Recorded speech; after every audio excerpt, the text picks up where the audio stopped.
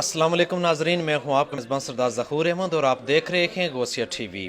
मेरे साथ इस वक्त लुटन बरतानिया की सियासी और समाजी शख्सियत लॉर्ड कुर्बान हुसैन, जो हाउस ऑफ लॉर्ड के रुकन भी हैं। हालिया दिनों में इन्होंने पाकिस्तान का दौरा किया और पाकिस्तान में इनको 17 कायदे आज़म के एजाज़ से नवाजा गया। इनका नाम नामजद हुआ। 23 मार्च को अभी एक तकरीब हुई है जिसमें इनको बाकायदा वो पेश किया जाएगा। आज हम इनसे मिलते हैं और जानते हैं कि इनको 17 कायदे आज़म किस बुनियाद पर मिला। जी अस्सलाम वालेकुम। वालेकुम सलाम। देखिए, ये मेरे लिए बड़े आज़ाद की बात है कि पाकिस्तान गवर्नमेंट ने ओवरसीज़ पाकिस्तानी में होने के नाते जहाँ हम पाकिस्तान की वक़ार की बात आती है, पाकिस्तान का नाम आता है, पाकिस्तान के मफाद की बात आती है, हम खुल कर उसकी हमायत करते हैं, पार्लियामेंट के अंदर भी और बाहर भी।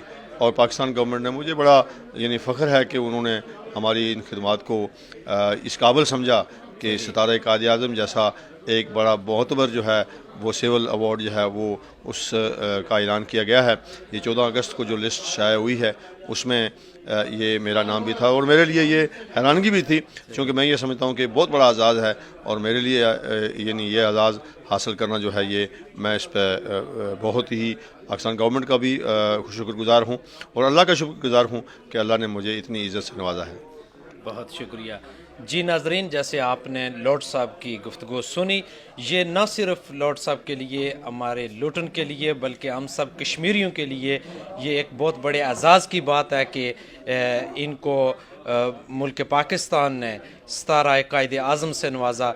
इनकी आला इनके पाकिस्तान के लिए और कश्मीर के लिए जो खिदमात हैं बैरून मुल्क यहाँ पर रह कर, हमारी दुआ है कि अल्लाह ताला इनको मज़ीद कामयाबियाँ दे और पाकिस्तान को अपनी हिफ्ज़ व अमान में रखे।